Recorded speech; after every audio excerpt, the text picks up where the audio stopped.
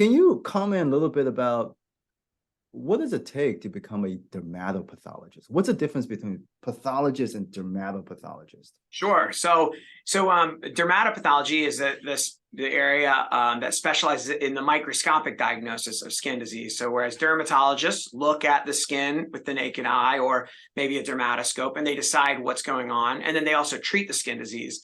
So then dermatopathology is we look under the microscope at skin and figure out what's wrong with it. So two different types of dermatopathologists are all medical doctors, and you can become a dermatopathologist two different ways. You can either be a dermatologist by training or a pathologist. And both types of backgrounds are perfectly suited to becoming a dermatopathologist. So the steps to get there are you do your undergraduate college degree, your 4-year degree, then you go to medical school for 4 years to become a medical doctor.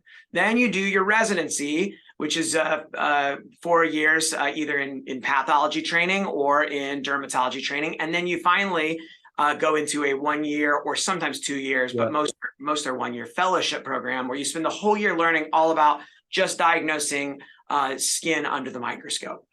And so that's how you get to that level. So it's a lot of years of training and a lot of slides and samples that we look at to get there. Yeah, that's how you, in your analogy of the machine, your brain is the machine. So more sample, more tissue you see, and the more experience you become. And I know that within dermatopathology, there are individuals who just specializes in melanocytic lesion, moles, and melanomas, basically. Yeah, exactly. And in fact, I do a lot of different stuff. Most of my specialty areas in spindle cell tumors and other rare things. I see a lot of melanomas, but even I sometimes encounter cases where they're really complicated, and I show my colleagues, we do extra studies. Occasionally, we even send them out to the ultra world experts who focus very much on melanocytic pathology. So we work together a lot with other smart minds to try to figure out the more difficult cases. Again, most of them we can figure out pretty easily, but there are some that are really challenging and that we struggle with. Yeah, no matter how much training you have, there's always going to be some area where it's hard.